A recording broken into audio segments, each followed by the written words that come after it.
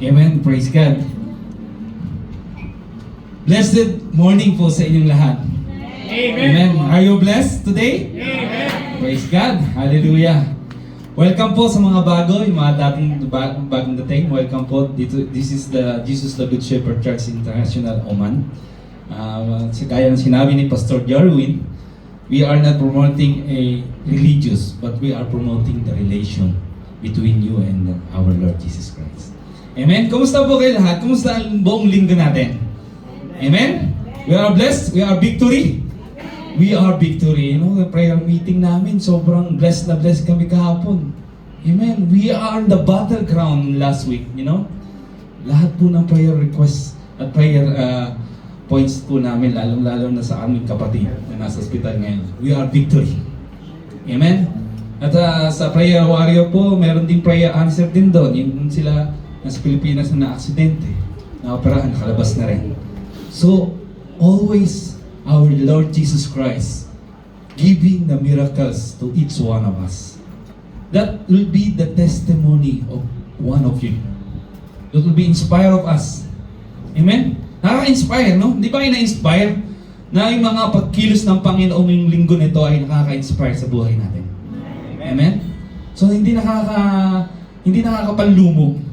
Alam natin na ang ating Panginoong Hesus ay kumikilos sa buhay ng bawat isa. Amen? So, ngayon po ay Friday. Ang araw ng ating Panginoon. Kinakabahan pa rin ako ngayon hanggang ngayon. Ano ba nangyayari sa akin? Kinakabahan po kasi, nakapolo po kasi ako eh. Siya na po. Ayan, nasuot ko na naman. Sinuot ko po kasi bigay po ng aking mother-in-law. Ayan. Ito pong polo na to. And today is the 3rd anniversary of her. So kaya ako sinuot ngayon. So to remembrance, to commemorate ng aking mother-in-law. Amen? So, napakabuti ng aming mother-in-law. So, siya yung nag-alaga ng aming panganay. Na habang kami nagkipagsapalaron katulad ninyo, na wala sa kanyang mga mahal sa buhay. Kanina ay na-bless ako doon sa testimony na kailangan nating pumunta dito, ano? Sa testimony ni Sis Premi, welcome back. Alam mo yung hindi maangat-angat yung ating mga paa papunta sa airport, no? Naranasan niyo ba yon? Parang ayaw niyo parang nakatulos na kayo doon na nakabaon na yung lupa niyo doon sa pinto ng bahay niyo. Na ayaw niyo nang lumabas. We believe, no? Na bawat isa sa atin naranasan yan. Amen? Naranasan yan kasi we are far away from our loved ones, no? We are so difficult times. That is very difficult times in our moment, in our life. Leaving our loved ones and sakripisyo, yung makikipagsapalang ka sa bansang hindi mo naman alam kung saan. Lalo na yung first time, ano? Parating dito, first time. But we believe that God always have a purpose in our life. Amen? You believe that? Amen. Why? Maybe you have a calling. You have a calling from this place. Amen? Everybody God called you. Everybody. Lahat po ng naniniwala. Taas po ang kamay ng mga naniniwala kay Jesus. Amen. Praise God. And you believe to Jesus. Amen. You believe the miracles of Jesus. No? Amen. And not only believe, you follow Jesus. Amen. Parang konti praise God. meron daw sumunod. Amen. Sumunod kayo sa calling Jesus? Amen. Amen. Ayan, praise God. Kaya po huwag kayong malungkot kung kayo ay umalis sa inyong bansa, sa ating bansa. Don't be sad that you are here and your loved ones is there in your native country. Salamat po thank you for your life, mga boys of the Myanmar. Take the challenge, mga kapatid. Amen? So next week daw, meron daw special number. Narinig ko kanina. So glory to God po. No? So don't worry. don't be sad na kayo na malayo. Kahit na minsan we just follow what's the necessity.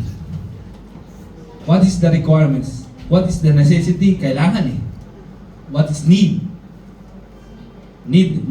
No? What is needed? May taga-correct doon. Praise God. Sensya na po sa English ko. Kaya ako kinakabahan dahil sa daming mga ibang nationality. Kaya hindi ako pwedeng international speaker. So, glory to God po, no? Ang sarap, kailangan po lang nating malaman kung ano yung dahilan kung bakit tayo nandito. Amen? You know the purpose and you know the calling from your heart. But the problem is, did you obey? Did you answer the call of our God? Amen? Ngayon pong umagang ito'y pag-uusapan natin. We will talk about the calling of God. Amen? I was inspired so many last Bible study that in the Fisher of Man sa senior ni, sino ba nag-share mo? Si Pastor Michelle. So, once in my life talagang na-inspire din ako. God called me. Kaya lang, but I don't know kung paano, how. And then I read the Bible, the Gospel of Matthew. Amen? And I was inspired. Matthew is a disciple which is very konti lang yung contribution niya. Konti lang yung background niya. Sino ba si Matthew? Saan ba nanggaling si Matthew? Ano ba nangyari kay Matthew after the preaching, after the resurrection of our Lord Jesus Christ? Yet, ang dami niya mga libro. Siya ang kauna-unang book sa New Testament. He's the first New Testament na nag-wrote ng New Testament. Kaya siya yung kauna-unang. Dami ninyong makikita doon. Nandun yung Sermon of Mount. Ang dami pong rin mga miracles na sinulat niya. From beginning, from the birth of the Jesus Christ until the resurrection, until the Great Commission, siya po yung nagsulat. But yet, we don't know Matthew. Isang verse lang ang meron doon na nade-describe kay Matthew. Matthew is known, also known Levi sa book of Mark. So I was inspired with the book of for the life of Matthew. So dadaling ko po kayo sa calling of Matthew. If we know that everybody has a calling, you know? Even in the character of the Bible, there's a lot of people who called na tinawag ng Panginoon. God called people, character of the people, man and woman. Kung bibilangin niyo po, baka hindi natin tayo matapos. Pero mostly 30 people there. Amen? Halimbawa na lang po si Noah. Noah called also. God called Noah even though sabi niya, it doesn't send. But he obeyed. Ang tawag sa kanila yung mga OA. Amen? Ano ba yung OA? Kasi si Noah, sobrang OA, no? Gumagawa siya ng barko na wala namang baha. Amen?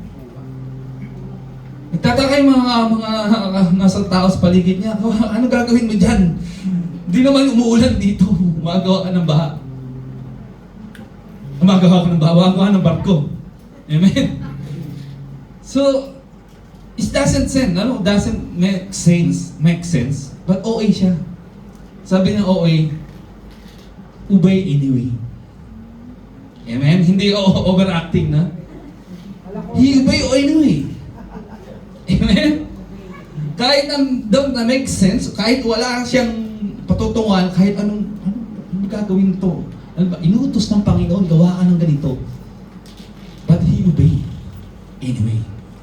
Kaya okay. Amen? Another character, sino pa po? Introduction lang po yan para malaman natin kung sino yung mga taong God called. Kung sino yung mga tinawag ng Panginoon. Abraham. also called by God.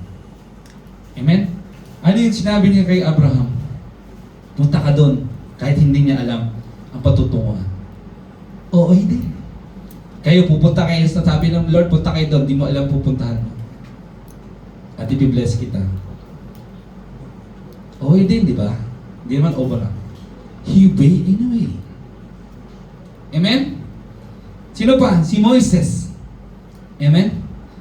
Si Moises, he has a doubt, he has a fear, I cannot do that. Nabubulondro ako, katulad ko.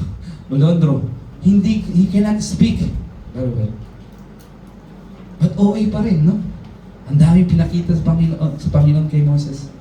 But, obey anyway. Amen? Ang isa lang hindi nag-obey, nag-OA. Sino? Trivia muna tayo. Amen? Hindi alam? Ha? Hindi mo alam? Sikat na karakter, hindi naging OA? Yes, praise God. Jonah. Jonah, hindi siya nag-obey. Tumakbo. He ran away from the call of God. Jonah. He went to Tarsis instead of Nineveh to preach the gospel of God. Amen? But most of the people OA, obey anyway. And Matthew also obey anyway. Despite of his unrighteousness. Despite of his sin that he is a tax collector. Amen? Sige po. Okay na po kayo? Tara, wait tayo. So, glory to God po. Introduction lang po para malaman nyo ang mga taong tinawag sa Bible. Napakaraming si Ruth, Rahab. Yan. Alala, masabit si Pastor Ruth. Yan. Si Gideon, Samson, marami. Ha? Marami po. Kahit sa New Testament. Amen? Hindi lang si Matthew tinawag. Si Peter, si Simon Peter. Amen? Si James, and John. Ang dami. Even Paul, the last one. Amen? Napakarami. So, they are same with us. Pare-paras tayong tao. But you can see paano sila tinawag at paano sila namuhay after the call of Jesus. Amen? Sige po, nakita natin na ngayon, the calling. Ngayon, title ng ating Word of God ngayon. The Calling of Matthew. Makikita po yan sa Book of Matthew, chapter 9, verse 9 to 12. Amen? Sige po. Basahin po natin, then after we will having a prayer for the revelation. Ayan po. Second slide. Amen. So praise God. Matthew, basahin po natin sabay-sabay. Matthew 9, verse 9 to 12. Verse 9. As Jesus went on from there, he saw a man named Matthew sitting at the tax collector booth. Follow me, he told him. And Matthew get up and follow him. Verse 10. While Jesus was having dinner at Matthew's house, many tax collectors and sinners came and ate with him and his disciple. Verse 11. When the Pharisees saw them, they asked his disciple, "Why does your teacher eat with tax collectors and sinners?" 12. On hearing this, Jesus said, "It is not healthy who need a doctor, but the sick. But the sick." Amen? To God be the glory po sa Word of God. Let's bow our head. Or maybe we can stand to have a reverence for the Word of God. Ask for the wisdom and knowledge and revelation. Let's pray. Hallelujah, Lord Jesus. Hallelujah. Maraming pong salamat, Panginoon, for this moment, Panginoon, for this today and this morning, Panginoon. Thank you for your opportunity and time na binigay niyo sa amin, Panginoon. You are the God of provider. You are God of healer, Panginoon. You are the beginning and the end, the Alpha and Omega. You never change. Yesterday, today, and forever, Panginoon. You are the God, the most amazing God and powerful God, all-present God, Panginoon. You are ang Diyos na tapat at dakila sa buhay namin. Since beginning, since we birth till this moment, you are faithful on us, Panginoon. We believe in you, Panginoon. We believe in your miracles. We believe in your righteousness. We believe in your holiness, Panginoon. Thank you, Lord. We cannot do anything without you, Panginoon. We humble ourselves before you. Hindi po namin kaya ang mga bagay na dapat namin gawin. But still, you are calling to us. You are calling us, Panginoon. You call us. You choose us, Panginoon. Patuloy mo kaming tinatawag, patuloy mo kaming nagbibigay ng, patuloy mo kaming binibigyan ng patnubay, Panginoon. Napakabuti mo, Panginoon. We are not deserving to anything, Panginoon. We know that we are a sinner. We are unrighteousness. We are wickedness. Forgive us, for Lord, sa lahat ng mga nagawa namin. Forgive us for the sins and unrighteousness, wickedness in our life. Cleanse us, Panginoon. Give us a new heart, Panginoon. To obey you, Panginoon. To answer your call, Panginoon. Sometimes, we don't have a confidence in ourselves, Panginoon. To obey you because we know that we cannot do anything. We know that we are the sinner. We are not qualified, Panginoon, sa iyong pagtawag for your calling, Panginoon. But you are the God who qualifies the unqualified, Panginoon. Salamat po for your grace and mercy. Salamat for your precious blood that flows from the cross of Calvary. Wash away all our unrighteousness. Wash away all our sins and weakness. Thank you for your blood. Thank you for your grace, for your life that gives to us. Give us eternal life, salvations. Thank you, Lord, for your call. Salamat po, Panginoon. Kami tinawag mo. Patuloy kaming maglilingkod sa iyo, Panginoon. Lord, I cannot do anything. Tago mo ako sa iyong likuran, Panginoon. Hide me in your back, Panginoon. Let your name to be glorified in this place. Speak to your people, Panginoon. Let your presence be with us. So magnito. Give your rema, revelations for each one of us, Panginoon, upang matimo sa aming puso ang iyong salita, upang tumalima kami sa iyong pagtawag, Panginoon. Lord, we believe that you have called us, Panginoon. We believe that you have a purpose for each one of us upang to fulfill your purpose, to fulfill your will in our life, Panginoon. Let your will be done in our life, not us, Panginoon. As we deny ourselves to you, Panginoon, let your will be done in our life. Thank you, Lord. Maraming pong salamat. Praise you, glorify you. In Jesus' name. Amen. Amen. Ayan po, maaaring na po kayong po.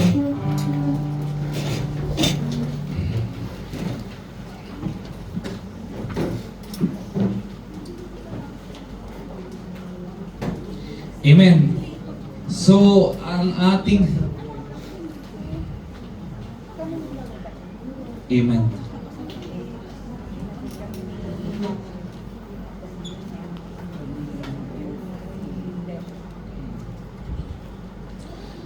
As we continue, kaninang opening song, Create a New Heart. Before we start the service, na-feel na natin, yung presensya ng Panginoon. Now, which is, first of all, we have to clean our heart. Amen? Amen. Sabi nga ng kinote ni Brother JJ sa Psalm 139 verse 23-24, Search me, O Lord, and know my thoughts, and see if there be a wicked way in me, and lead me in the way of everlasting. Matthew, as we read the gospel, we know that he's a sinner. Sinner, Ano po ba ang tax collector? Even noon o ngayon? Who's the tax collector? What's your first impression of the tax collector? When you told that you are working in BIR or something? Huh? Stealer? Hindi naman po lahat. Amen. Hindi naman natin lahat. Pero why Jesus Christ called this person? He's sitting in the tax collector booth. And sabi niya, follow me. Amen? Di ba kayo na-inspire? We need to see Jesus came here not for the righteous, but the sinner. Amen? He gave a chance to those people. He loved all. Hindi niya man niya sinabing he loves sin. Okay? He hates sin, but he loves sinner. That's why he came here to save us. Amen? Matthew, wala siyang masyadong mga introduction, din natin kilala ang Matthew. Matthew is the Levi. Yan lang pong eksena ni Matthew na mabasa natin sa Bible. Amen? So, in-emphasize ni Jesus na even that time, tax collector is something,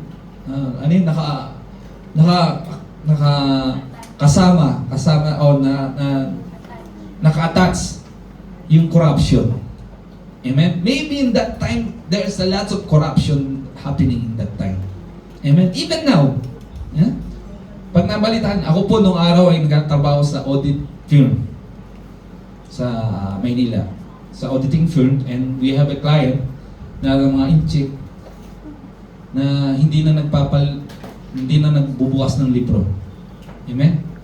Then they will tell, okay, this is the money, and don't open the books, and we'll pay our tax liability.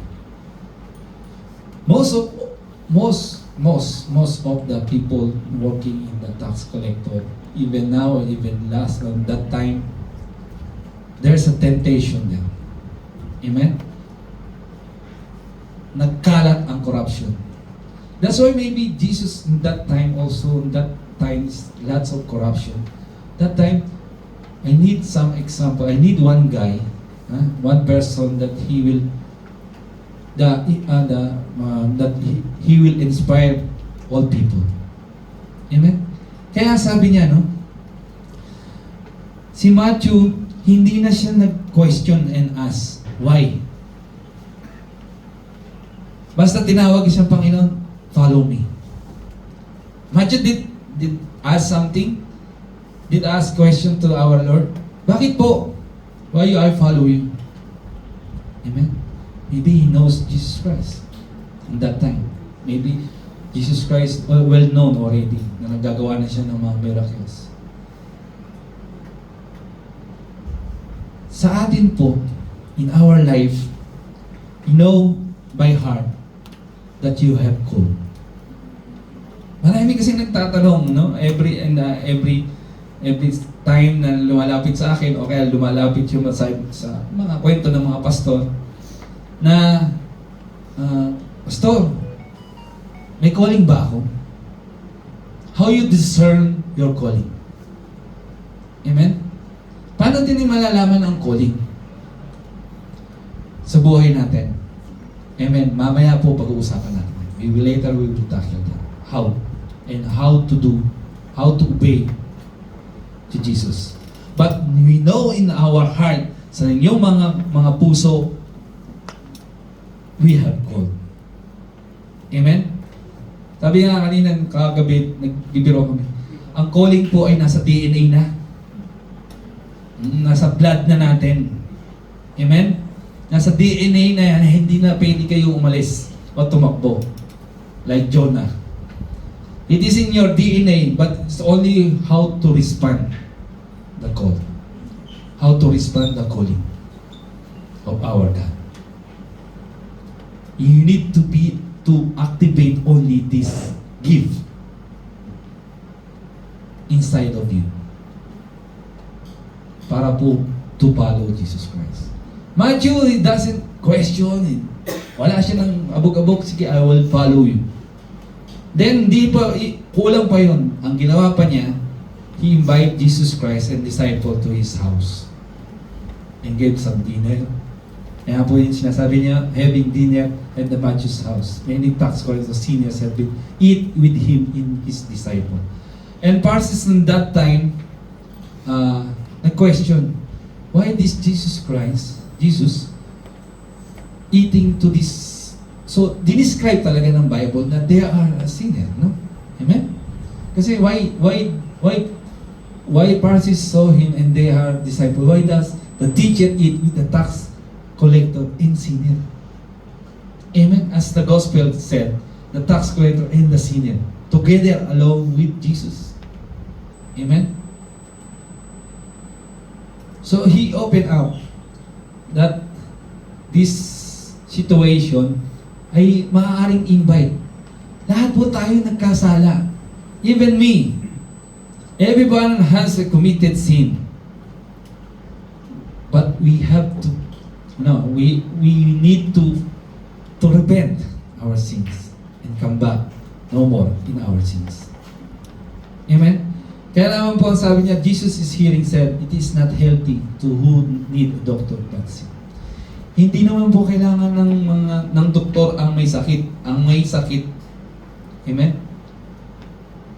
But yung may sakit ang kailangan ng doktor. So, Jesus came here as doctor sa mga na may sakit.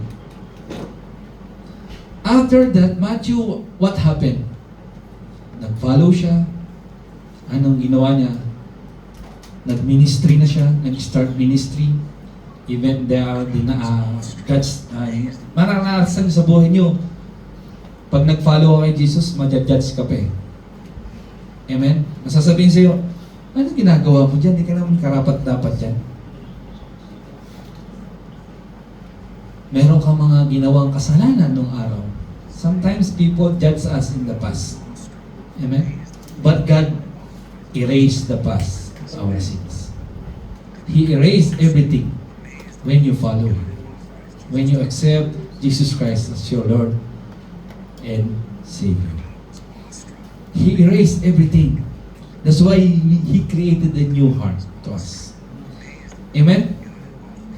So, binigyan ng chance si Matthew. And after all, nag-ministry na siya, nagsulat na siya ng lahat ng mga gusto niyang sulat from Matthew 1 to 28 na chapter. Sobrang napakagandang libro sa New Testament. At napakarami niyong matutunan. He used the sinner to fulfill his journey in this earth.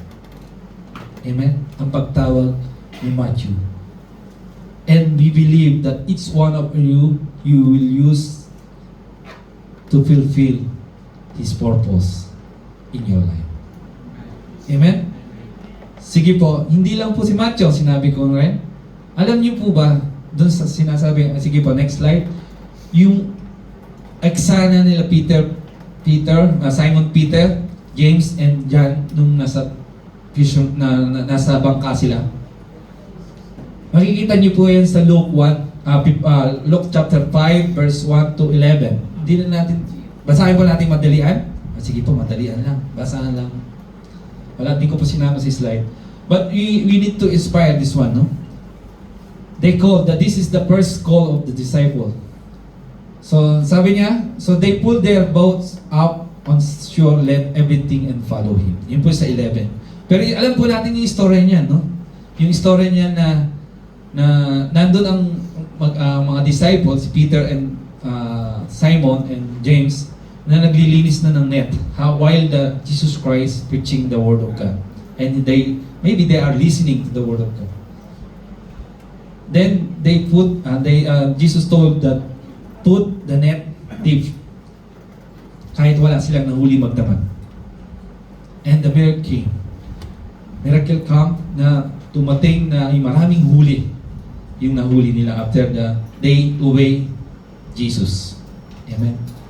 But after that, ang sabi ni Peter, sige po sa next slide, doon din ako na-amaze no?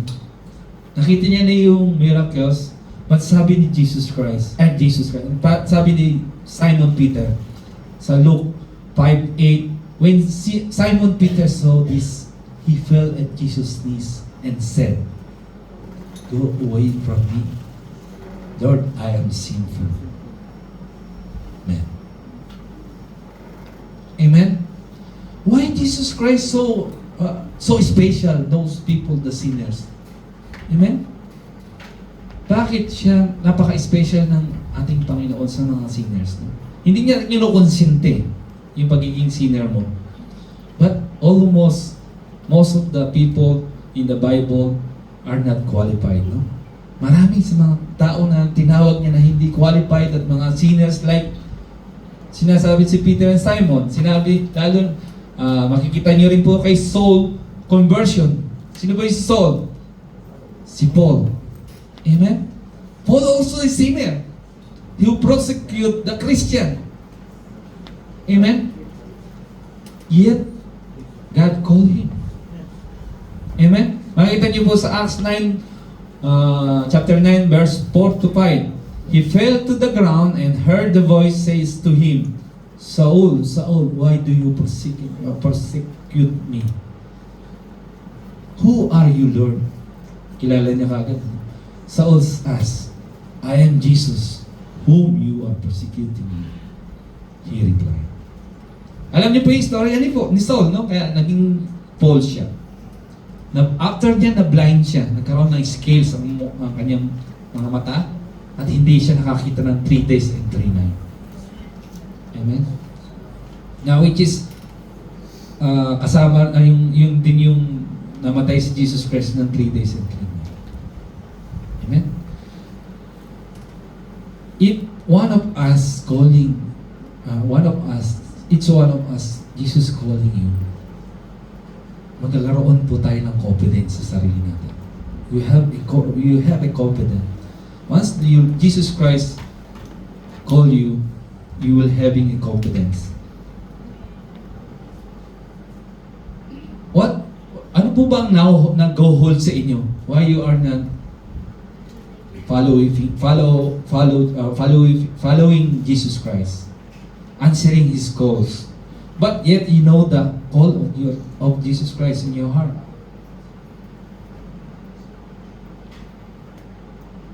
Amen?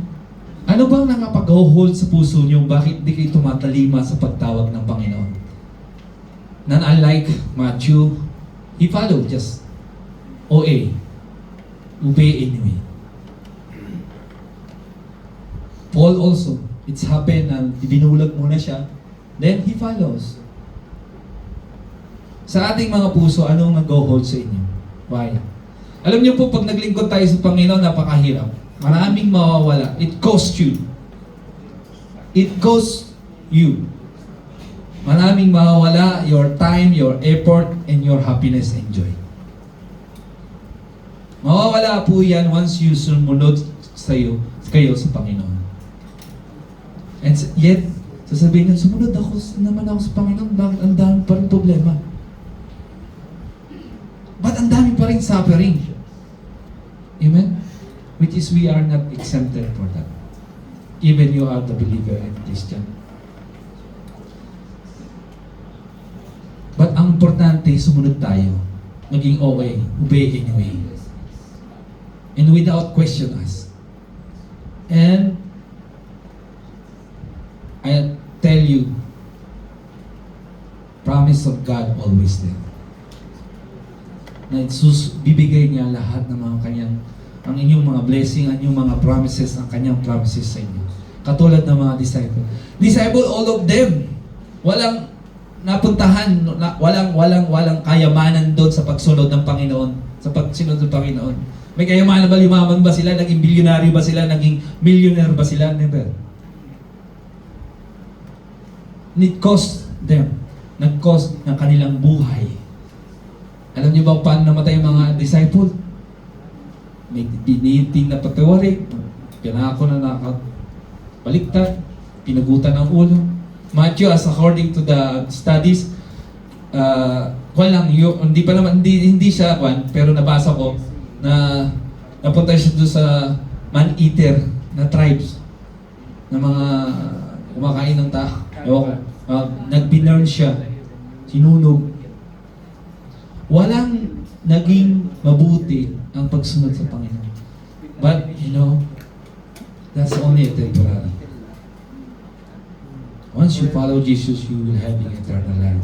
Ito po ay temporary lang. Kung ano yung naranasan nyo ngayon, na kabutihan at kaginawahan, temporary lang po yan. Eternal life is there, after life. That's why those people, disciple of Christ, wala silang hesitance na sumunod sa Panginoon. Ang pagsunod sa Panginoon, hindi sinasabing iwanan ang ating pamilya. Ang pagsunod sa Panginoon, hindi sinasabing isakripisyo mo ang buong buhay mo. Ang pagsunod sa Panginoon ay pagsunod sa Kanyang mga aral at turo. That's the way. Sa araw-araw ng buhay natin, ang pagsunod sa Panginoon ay yung sundin kung ano nung kaloob niya. Amen? But, of course, if you have a gift, use it. If God and Jesus Christ calling you today to become a leader, to become a disciple, to become evangelism, dalawa lang sila, baka gusto nyo. Open na open. If God calling you today to become a worshiper, to become a musician,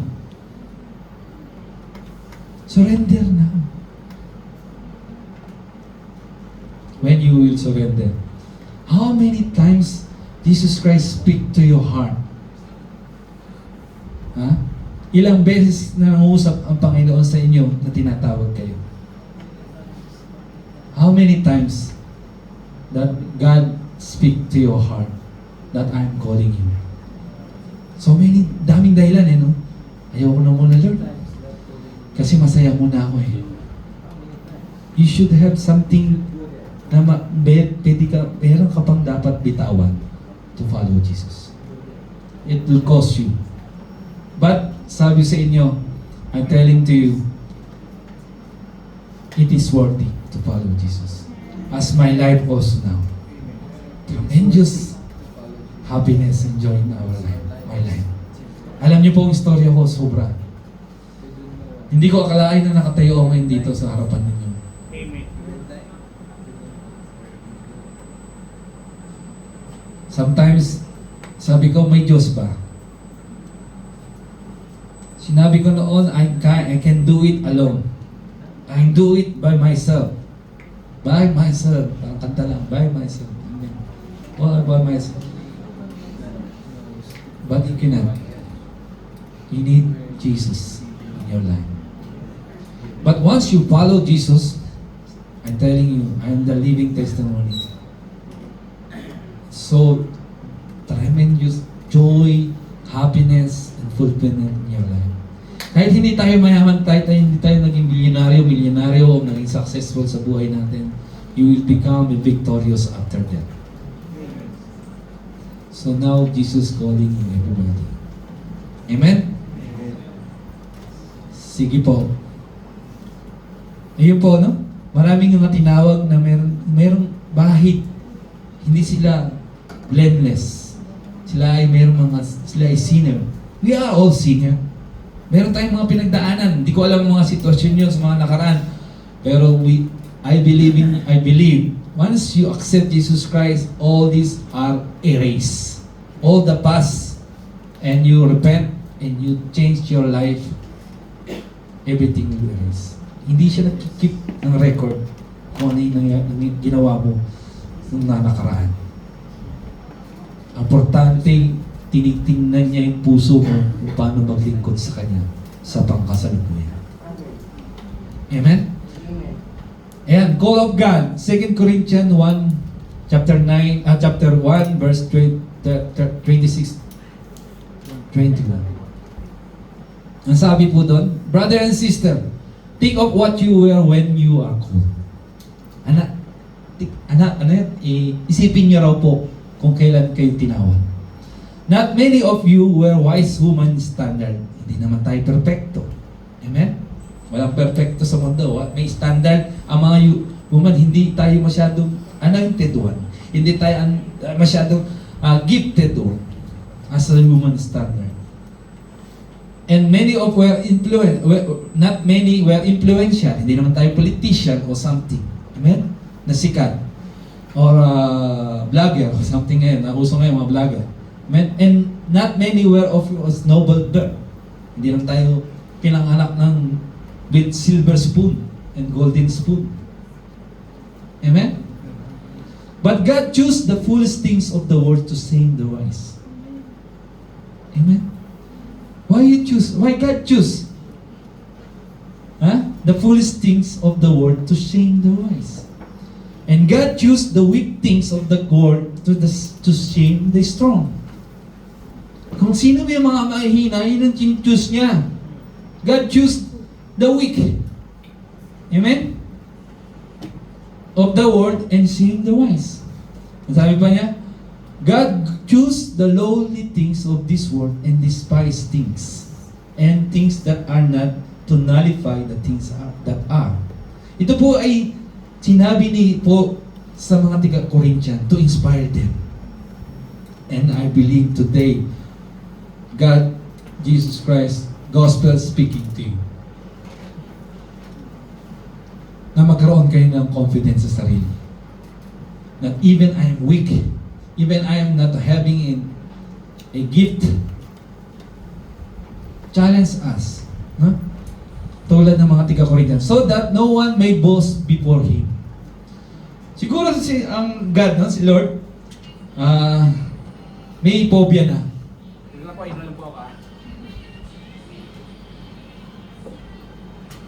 Si God po may phobia na sa mga gifted people o gifted angel. Bakit ko nasabi yun? Naalala niyo po si Satan, si Lucifer? Napakagaling niyang worshiper. Number one na worshiper. Anointed one. Kaya ang Panginoon, Jesus Christ at ang ating Panginoon, ang ating Diyos, ay nagkapobya na sa mga anointed one. Ano nangyari kay Lucifer? He fall. Nasyado siyang yabang na sumobra na yung kanyang anointed. Gusto niya nang maglapasan ng Panginoon, ang Diyos. That's why He cast out down and put in the hells, in the Hades. Amen? Ang sabi nga dyan, di ba? So that no one boasts before Him. Amen? And because of Him, that you are the Christ Jesus, you become a wisdom from God. That is our righteous holiness and redemption. Amen. Yun naman pala eh. Pwede naman pala tayo maging holy at ma-redeem sa ating mga kasalanan. Doon tayo magkakaroon tayo ng lakas na loob na because Jesus Christ, I can stand before you. I can stand before Jesus Christ na binibigyan ako ng grasya, ng patnubay, ng holiness, ng righteousness through Jesus Christ. Because before you are nothing. You are a sinner. But you accept Jesus Christ, you become something. Ha? Bigla na lang na tinawag ka ng Panginoon katulad ni Matthew na bigla kang tinawag at sabi mo, I will follow you and I will never turn in back. Amen? Did you say to that? Nasabi niyo na ba yan sa sarili niyo ngayon? Sa buong buhay niyo? Amen? When you accepted Jesus Christ. Ang problema, hanggang dun na lang ba? You accepted only Jesus Christ as your Savior and Redeemer and your Lord? You can do something na for the others, for the ministry, for your fellow believers or unbeliever. Napakaraming utos ng Panginoon na hindi natin nagagawa. Amen? We need to, ma-inspire po tayo kasi the Word of God today is telling us na, to inspire us, na tumalima tayo sa Kanyang pagtawag. Amen? Hindi tayo pwedeng manatili lang kung ano yung meron tayo ngayon. We are in the last day, you know? Dami nang nangyayari sa mundo. Dami ng gera, dami ng mga kung ano-ano mga false prophet na lumalabas. Hindi nyo ba napapansin yan? That is in the Revelation. We are in the last day. And every one of us telling, Jesus Christ told us, go to all nations and make disciples and baptize. Amen? Go and preach the gospel of all nations. Hindi naman nyo kailangan maging pastor o maging elder, but in your home, in yung tahanan, sa inyong mga mahal sa buhay, pwede nyo i-share ang gospel. From your home, start the salvation. Sarap pong tingnan, no? It's our challenge. Me also my challenge. Na challenge natin na masalba natin yung mahal sa buhay natin. Oo nga tayo, salbado, nasa kalangit nga ako. Pero yung mga anak, o yung mga kapatid mo, o mga nanay at tatay mo. Amen? That's our calling. Amen? Ang sabi nga doon, di ba? Who's become your wisdom, God, and the righteousness, holiness, and redemption. Through Jesus Christ, we have righteousness, holiness, and redemption. Therefore, it is written, let the one who boast in the Lord. Ang ating ipagyabang ay ating Panginoon. Hindi ang ating sarili. Ipagyabang natin na I receive salvation, I receive redemption, I changed my life because Jesus Christ is my Lord. Glorify His name to my life. Yun ang ipagyayabang natin, yung ginawa ng Diyos sa buhay natin, hindi yung ginawa mo para sa Kanya. Amen? Amen. Sige po. Ay, parang ayaw na nilang maging seryoso sila. Okay lang po ba kayo? Amen? Nakikinig po ba kayo? Huwag kayong magagalit sa akin, ha? Amen? Mamamaya, hindi nyo na ako pansinin pagkatapos nito. Amen? God, understanding the call of God. O sige, huwag na tayong masyadong harsh. Ganito lang po. Paano nalalaman ang understanding of our calling? Paano nyo naiintindihan na tayo tinawag ng Panginoon? There is stages. No? There is stages when you call, God call you. Meron mga stages yan. Hindi basta-basta, okay na, siguro, glory to God, we match you. Sobrang, sige, follow me, and I will follow you. No doubts, no question us, I will follow you. Eh, ikaw si Jesus Christ, alam mo si Jesus Christ, pag lumapit sa'yo, magka-question ka pa ba nun? Amen? Ang problema kasi hindi present si Jesus Christ. Jesus Christ is not in presence today. That's why we have a doubt, we have a fear. Amen? To follow Him. Unlike before, na kasama nila. Si Matthew, nakita niya na paano mag-miracle ang Panginoon. Nakita niya paano magpagaling, karoon ng paano siya mag-preach. And then, no question asked. Amen?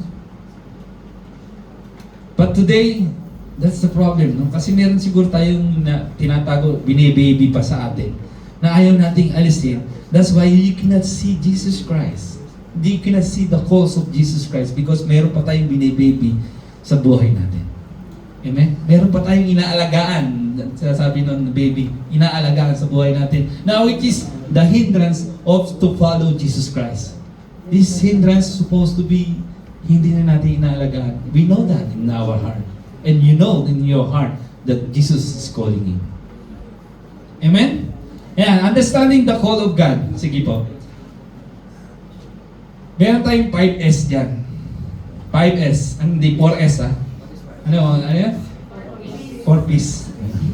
Hindi po 4-piece. Ayan. Ayan. Hindi po 4-piece. Mga OFW kayo. I believe na hindi tayo kasaan. Praise God po yung ganung government program na biyayaan yung mga talagang nasa baba. Pero these things, 4S of God's calling. Amen?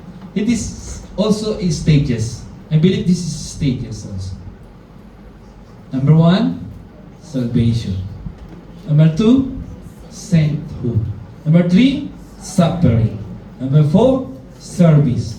And number 5, seeking God. Amen? Isa-isayin natin, salvation. Siguro po tayo, glory to God, yung mga tinawag ng Panginoon, nung maliit pa sila, at inborn in Christian, but most of us, newly converted, o na-convert lang, sa kanilang paniniwala when they reach this age and they encounter Jesus. Then they have a salvation. And every one of us, when you believe Jesus Christ, there's a salvation. Amen? First stage yun. You cannot see God, or you cannot, salvation kasi kailangan naman na i-receive Jesus Christ before anything else, no? Amen? And you should believe Him first before anything else. Kaya yun yung first one. Salvation. Napakahalaga. Amen? And number 2, sainthood. Ano ba yung sainthood? Yung magiging banal? Yung magiging santo? Hindi po. Yung pag-amin mo ng yung kasalanan to repent you. Kailangan mong mag-repent. After you receive, after you believe, after you have faith in Jesus Christ, you need to have a repentance. To become a saint. To become holy in the eyes of God. Amen? You cannot serve Jesus Christ. You cannot follow Jesus Christ if you have a sin. If you have something in your heart na hindi mo pa mabita-bitawan. Amen? You should clean your heart first. Kaya nga, minsan, sa opening, we are cleansing our heart. Amen? Kaya po yung sainthood. Suffering, pagdating, naging Christian ka na, wow, akala ko ba okay, madali ang buhay Kristiyano. Sino may sabihin madali ang buhay Kristiyano? Mahirap, di ba? Nung wala pas, naranasan natin, ang daming naman naging problema nung naging Kristiyano ko. Ang daming struggles, ang daming... Amen? Pero, I'll tell you, this is only temporary. Amen? And then service. After nun, na-overcome mo yung mga suffering mo, then you will having a service to Him. Kung ano yung pagtawag sa iyo ng Panginoon. Na service, anything. Pwedeng kitchen, pwedeng evangelism, transportation, anything. That you know in your heart na saan ka tinatawag ng Panginoon. Amen? Even in your family, you will having a service through Jesus Christ. And number 5, seeking God. Hanapin mo na lagi ang Panginoon. And it will be followed you. Sige po, may mga verses po yan. Number 1, salvation. Luke, sabi po sa Luke 19:10, for the Son of Man came to seek and to save the lost. Amen? Natandaan niyo yung 99, iniwanan Jesus Christ and to save another one. To hanapin yung isa na nawawala. The lost sheep. Amen? Yung compassion at boldness ng ating Panginoon sa mga kaluluwang nawawala ay nandun lang lamang. Ganun na lang tayo pinakamahalaga. Ganun na lang tayo napaka-special. We are special. And we are blessed that Jesus Christ came to our life. Once of your life, ma-encounter nyo, when I was ewan ko, eternal loss na yata ako noon eh. Hindi nyo, sobra, grabe. Then, Jesus found me. And I received a salvation. Amen? Praise God, glory to God, tayo nandito, you receive salvation. And you believe to our Lord Jesus Christ. Amen? And sainthood, gaya ng sinabi ko, di ba? Nasabi sa Hebrews 12:14, make our effort to live in peace with everyone and to be holy. Without holiness, yan, di ako po nagsabi niya. Gospel ang nagsabi niya. Sabi ni Paul din po yan sa Hebrews. No one will see the Lord. Without holiness, no one will see the Lord. Amen?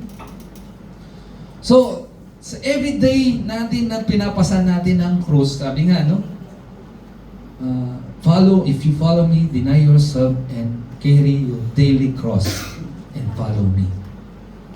Everything that you are doing, sa lahat ng mga lahat niyong ginagawa araw-araw, everything, you will encounter na mga talagang sobrang, yung temptation, yung talagang maubos na yung presensya mo, mga ganun. Ma-encounter mo talaga ang kaaway, na which is you will fall into sin. But sabi ng Hebrew, make every effort to live in peace in everyone. Amen? Iwasan natin at maaari. Make your every effort na hindi mag-fall ng sin. Amen? Kasi, how you will serve God if you cannot see Him?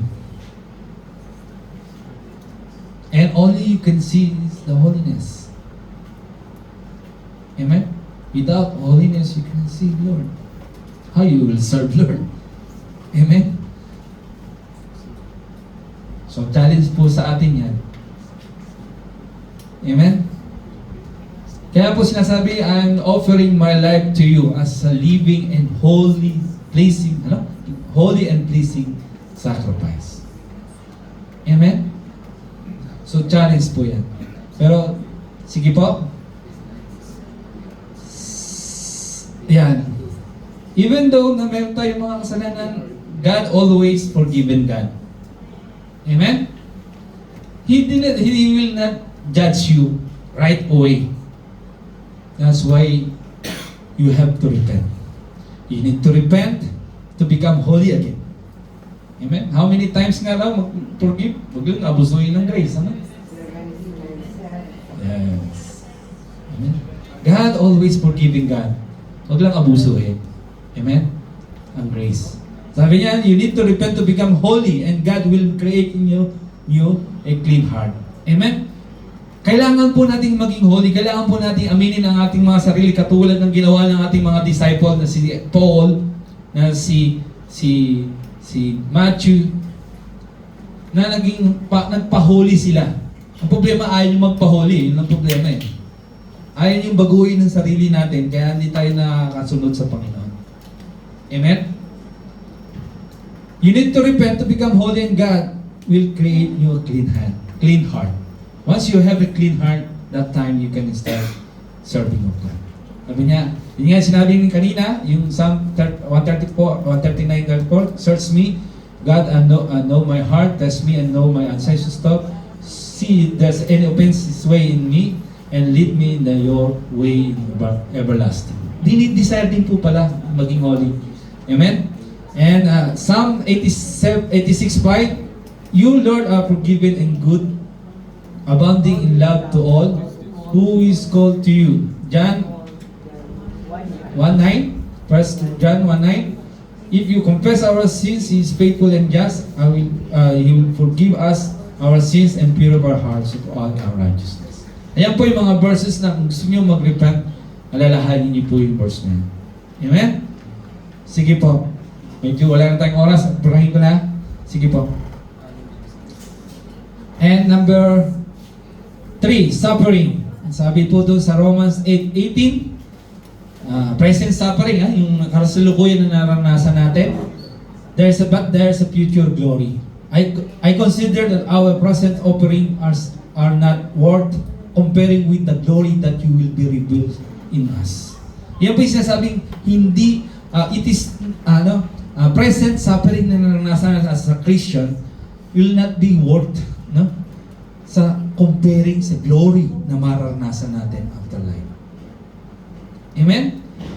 It's not worth, hindi, wala yan, baliwala yan. Yung mga suffering na naranasan natin, once you overcome with Christ, kasama mo ang Panginoon. So don't be worried. Amen? And comparing the glory that you will receive after you overcome the suffering. Amen? Presently lang yan. Sabi ko sa inyo, temporary lang. Then after that, service. Sabi sa Matthew 20:28, just the Son of God did not come to serve, but to serve and give His life ransom of many. Biruin niyo po, ang ating Panginoon, Son of God, na Panginoong Jesucristo, nagpunta rito para mag-serve, hindi para pagsiliban siya. Naalala niyo yung paghugas niya ng mga paa sa mga disciple? humility. Amen? He served, not to be served. Amen? Ang servinghood natin, ang ating paglilingkod sa Panginoon, ay maglingkod tayo. Hindi tayo mag-boast. Amen? Hindi natin kaya sa ating sarili nating kakayahan. Because we know that we are sinners. Hindi natin tayo karapat-dapat. Amen? As we serve, always have a humility heart. Amen? Ayun po. Sige, number 5. Tama ba yung oras natin? Tama. Number 5, seeking God. Ayun po mga verses ng seeking God. Matthew 6:33. But seek first the kingdom of God and His righteousness, all things will be given to you as well. Yan po yung kaunahang verse ko nung ako'y na-convert. Yan din po yung tinestimony ko sa back cinema nung kami naging testimony ng aming mag-asawa.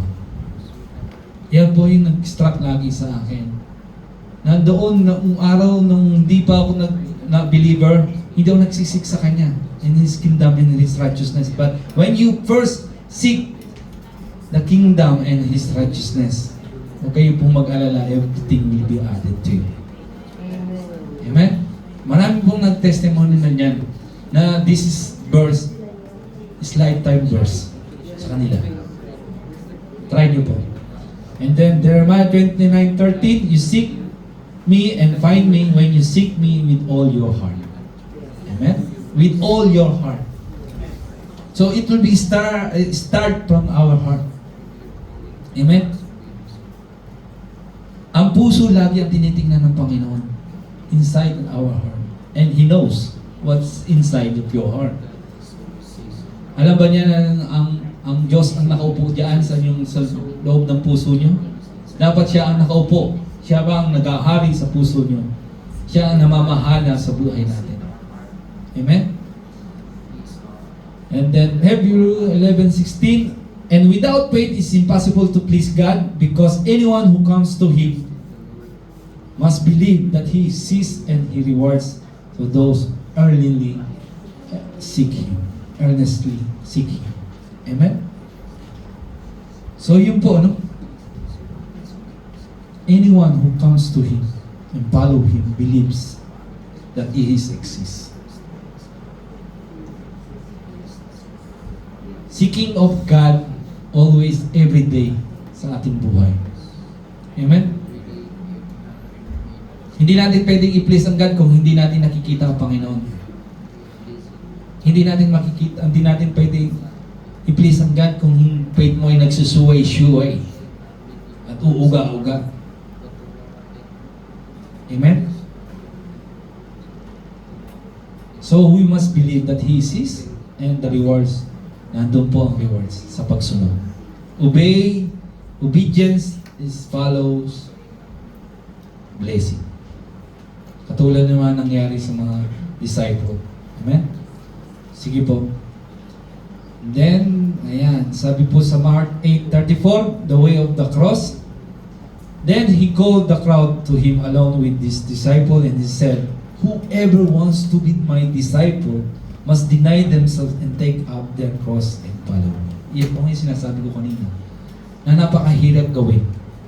Alam niyo po kaya lang mahirap gawin yan kasi you will not take, kasi nasa comfort zone tayo eh. Nandito tayo nasa kampante tayo na okay pa tayo. Na meron tayong magugustuhan pa na ayaw bitawan. When you daily na-realize mo na I will follow you, Jesus, I will bitaw ako ng lahat yan. Amen? In Psalm 24:6, surely your goodness and love will follow me all the days of my life, and I will dwell in the house of the Lord forever.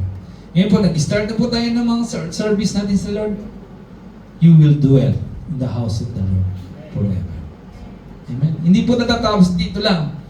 And after life, sabi ko sa inyo, pagdating po doon sa langit, tayo ay kinuha na ng Panginoon at tayo ay nagsama-sama na ron. We will dwell the house of the Lord forever. Magpupulit, magpapasalamat na lang tayo ito. Walang katapusang praise and worship dun sa taas. glorify His name. Amen? Sige po. Yeah. Then John 8:12, when Jesus spoke again to the people, He said, I am the light of the world. Whoever follow me will never walk in darkness, but will have a light of life. Light of life. Di rin po ako nagsabi niyan, si Jesus Christ mismo. Amen? Ang light of the world, amen, ay sa bawat isa magliwanag ka. Amen? Kaya po ini-extend yan yung liwanag natin sa kapwa-tao natin. Then, sabi sa Deuteronomy 13:4, it is Lord your God you must follow, and Him you must reveal, and keep His command and obey Him, serve Him, and hold fast to Him. Amen? Sige po, last 2 slide na lang po. You must follow Him. God, sige po, nag-stop. Amen. Praise God po. Okay pa lang po ba kayo? Nagugutom na? Ayan. Amen. Ask yourself, if Jesus is calling you right now, offer yourself to God. Surrender now and make it public. Amen? Yan po mga step kung paano mag-answer at kung ikaw ay tinatawag ng Panginoon. Amen? Offer yourself to God. And surrender now. Surrender everything to Him. And make it public. Make it public na i-declare nyo lagi na I will follow you and I will obey you. Amen? Sige po. And if Jesus is calling you right now, surrender and offer yourself to God as a living sacrifice. Sabi po sa Romans 12:1, therefore I urge you, brother and sister, in view of God's mercy, to offer your bodies as a living sacrifice, holy and pleasing to God. This is true. This is your true and proper worship. Amen? Hello. Praise God. Maliwanag po ano? Amen? So if God's calling you today, anong gagawin natin? Offer yourself, surrender yourself, and make it public. And if God calling you today as a leader, as a disciple, as missionary, as worshiper, it's your choice. It's your choice to follow Him. Amen? Sige po. Last, ayan, conclusion na. Sabi po sa Romans 8:28, and we know that all things God work for good for those who love Him, who have been called. Amen. Huwag niyo sabihin mahirap nag-follow sa Panginoon. But, sabi niya, God work for the good for those who love Him. Mahal mo ang Panginoon, kaya tayo nag-follow sa Kanya. God will work for good. Amen? You have been called according to your purpose. According to His purpose pala. According to His purpose. Amen? And then last, Mark 16:15, He said that go into the whole world and preach the gospel to all nations. Amen po? To God be the glory po. Amen? Sana po meron kayong natutunan. Amen? God bless. Sabi po, pwede na kayong tumayo at tayo ay magkakaroon. Natawagan ko po ang music ministry.